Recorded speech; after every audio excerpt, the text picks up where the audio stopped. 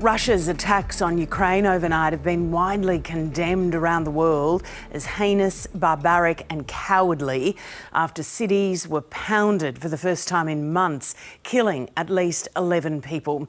Cruise missiles struck Kyiv during the morning rush hour, hitting busy roads, parks and tourist sites. Other cities, including Dnipro and Lviv, were also hit. Ukraine's President Volodymyr Zelensky has accused Russia of trying to wipe his nation off the face of the earth. Russia's President Vladimir Putin has confirmed the strikes are in response to the bombing of a key bridge between Russia and the Crimean Peninsula.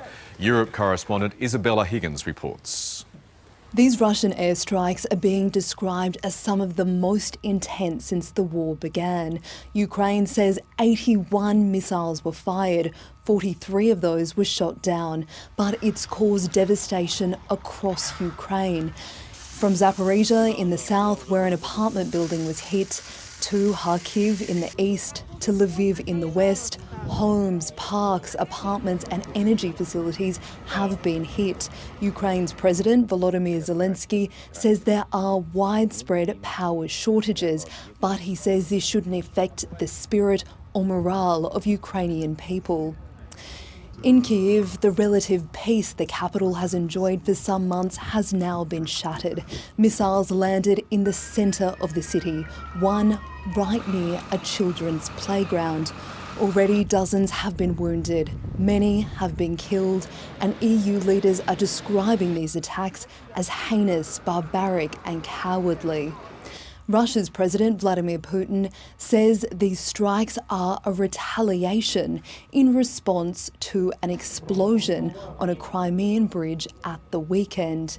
The explosion on the Kerch Bridge, which connects Crimea to Russia, is a key military supply line.